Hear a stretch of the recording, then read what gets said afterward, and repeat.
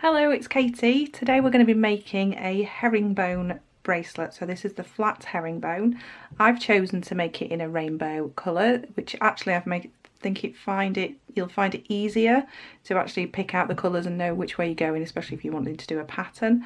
And the rainbow colours are obviously very prominent at the moment when we're supporting our NHS. So we're going to be making a herringbone bracelet. I'm also going to show you at the very end of how to attach a clasp. So this is a clasp that's got 3 loops to it, and I'm going to add an extra video at the end, maybe in a separate video, of how to attach thread halfway through a piece, so that'll be quite interesting as well. So I'm just going to quickly show you what we're going to be using. So I'm going to be using, just because I'm using an array of colours, I'm going to be using some grey thread. Now it's up to you whatever colours you decide to do yours in. You don't have to do a rainbow. What thread matches your piece that you're using. So I'm using some grey Wildfire. I'm using all my different colours, so I'm using red, orange, yellow, green, blue and some purple, and then I've got some size 15s, which mine are I'm not sure of the colour of these are a dark grey lined crystal. So I will add the colours of the rest of the colours that I've used in the details underneath. Okay, so we're going to get on and start with making our bracelet. So in the beginning what we need is a ladder stitch. So we need a ladder stitch with each of our colours on. So I've taken a piece of thread and worked with as long a thread as you can manage, but don't worry about adding thread because it's a lot simpler than you think. So just for this first row we're going to do a ladder stitch. So to start a ladder stitch we're going to add 2 beads. These are all size 8s, by the way, I'm not sure whether I said that. So all size 8 beads that I'm using today. I'm going to leave a nice decent length, sort of about 10 inches or so we've got enough to attach our clasp at the very end. So I've added those 2 beads and then I'm going to come back through. So I'm going to form a loop around those and bring that loop in. And what I want is those 2 to sit next to each other, like so. Okay, so bring that up so you can see they're next to each other. Now I'm just going to tighten that up by just going around that loop again.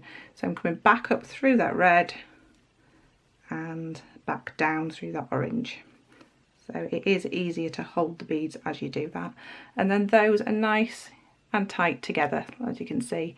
Now we're just going to add 1 bead at a time, going around each set of 2 as we go. So I'll show you as we go. So next we're going to add a yellow. So make sure you add this first row in the row that you intend to have your pattern. So let's just move that tail out of the way. So I've added my yellow bead.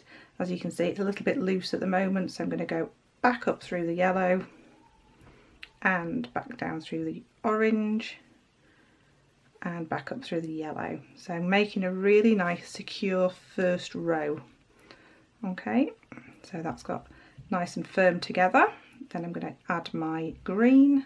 So my thread's exiting the top of the yellow, so I've got my green on my needle. I'm going to come up through the bottom of the yellow and back down that green and tighten it up, so giving that a tug whilst you're holding them, and then following that around again. So I'm getting a really secure base to work upon. We don't want it all kind of loose. So next our blue, so my thread's exiting at the bottom. I've got my blue bead on my needle, down through the green and back up through the blue, like so. And I'm going to go around that little circuit again, so it's just kind of around a circle of 2 beads and back up through the blue. And the last one, so going with the purple and back up through that blue and back down like so. And I'm going to come back up there and then I'm going to work my way back the opposite way. So I'm going to come down through the green, up through the yellow,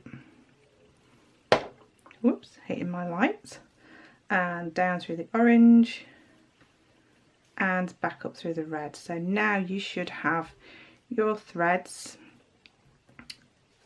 coming opposite each other at this end, so you've got both your threads at one end. So the herringbone only works like this if you're using an even number of beads. So whatever colours you decide to use, or if you're just using one colour, if you decide to go wider or narrower, you still need an even number of beads to do the herringbone. So I'm going to turn this around so that I'm working from my right to my left, and this time we're going to start the actual herringbone stitch. So I'm going to work on 2 beads at a time. So I know, because my thread's exiting the red, I'm going to pick up a red and then an orange to match that. So I'm going to pick up a red, then an orange, and then I can come down through that orange like so. Now you'll find they'll sit on top, but they won't sit perfectly, and that is exactly how we want them to sit. We want them to have that little V. So then I'm going to move on to my next 2. I'm going to come up through that yellow,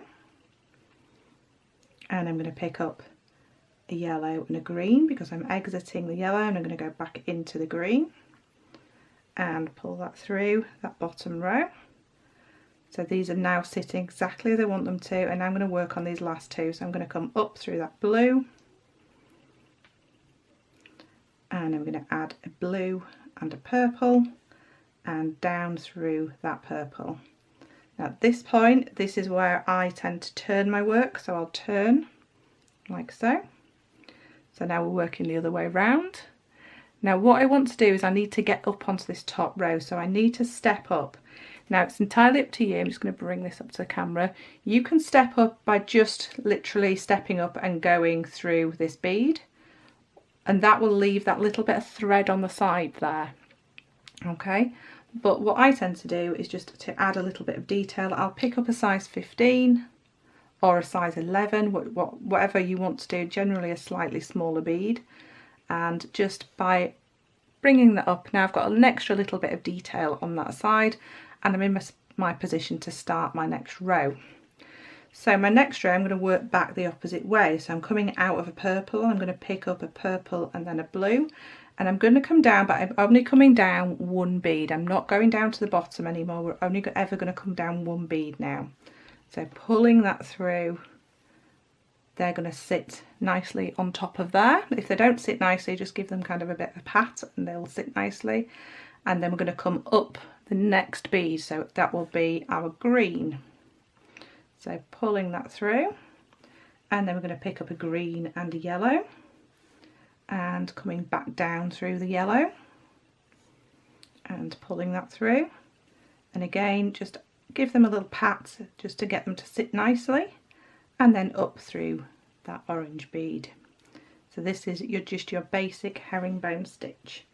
So we're going to add an orange and a red this time, and come down that red, and like I say, when I come down that very last bead, what I prefer to do is turn my work and work always in the same direction.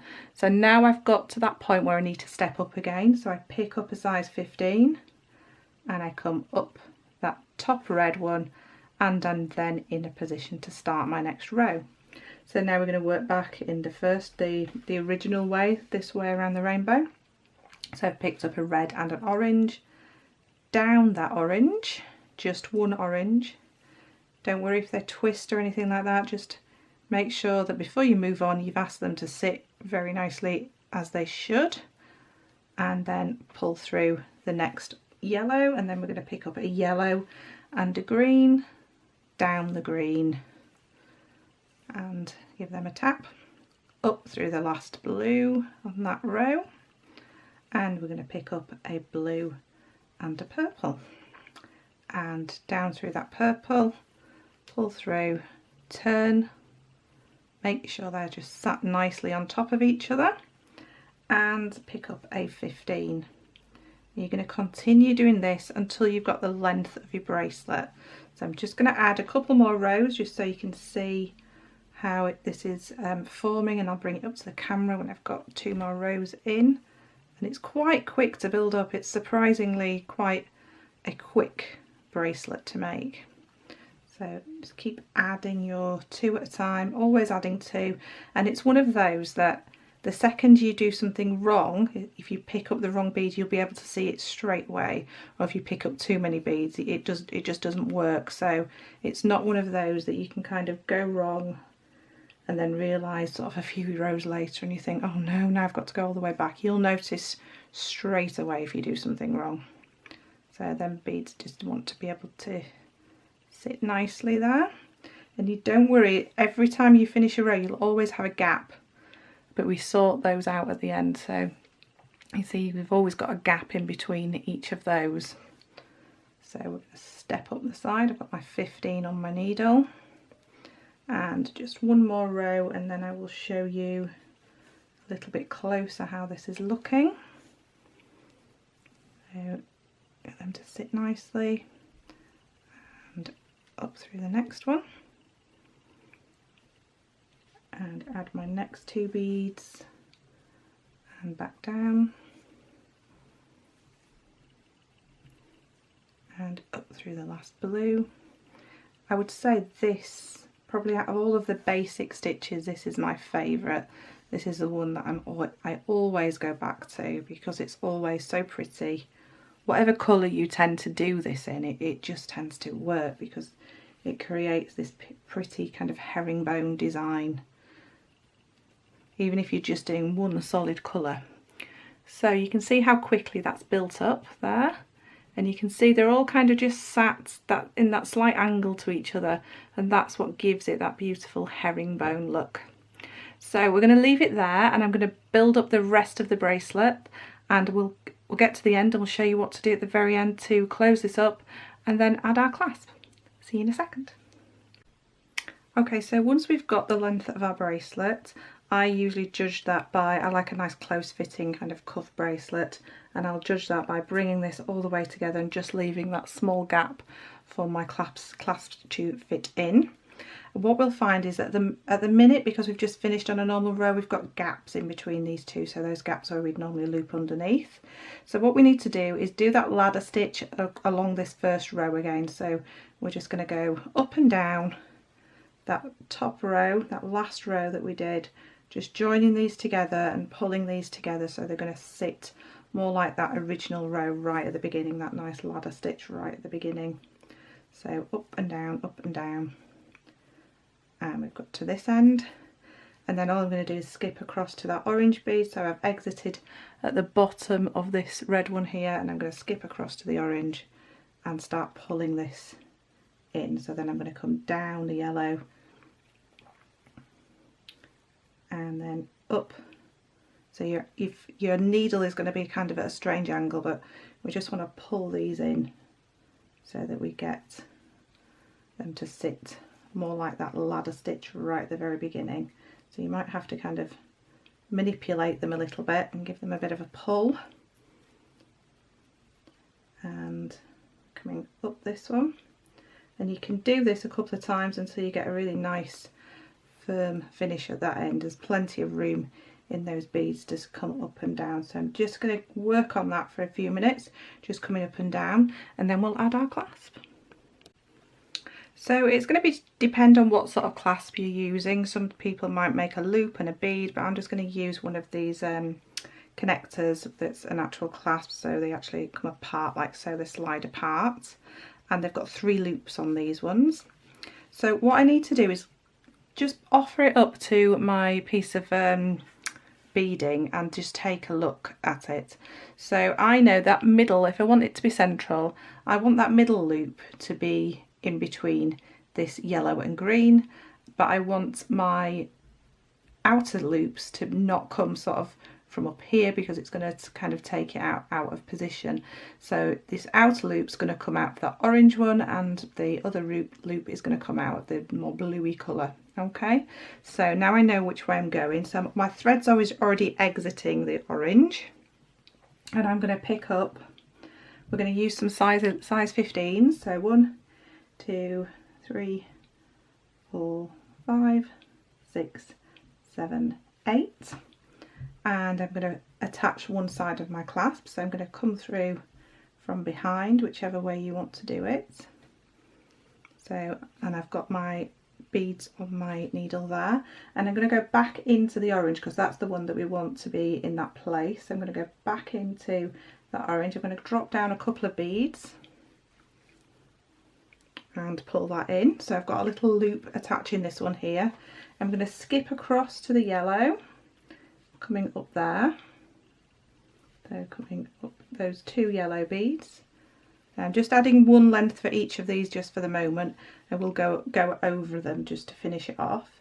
So we're going to add another 8 beads. So 1, 2, 3, 4, 5, that's 5, 6, 7, 8. Now it will depend on whether, if you've got a clasp and it's got very small loops, you might have to add 4 beads, go through the loop and then add the other beads, but I know 15s are going to go through this. So I'm going to do as I did last time and come up in the same direction. So I'm going to come up through that loop of the clasp, and this time, because I want it to sit in the centre, I'm going to come down the green, so not back down the same colour. So just down 2 beads there, like so, and now I know that's going to sit in the centre there. And then I can come back up the blue and pull this, and then add another 8 beads. So 1, 2, 3, 4, 5, 6, 7, 8. And again, I'm going to come to the same direction. So I'm going to go up through that loop. It's just got itself wrapped around there. So up through that loop and back down the blue beads, like so. Okay, so now what you would do is, if I bring that up to the camera so you can see that there, so it's sat nice and centrally, it's exactly where I want it to be. Now what I would do is I would make sure I've got at least 2, but if not 3, I'll probably go for 3 runs of thread through these, and then working with your tail that we left at the very beginning, you're going to do the same on this side. So I'll join you back when it's all finished.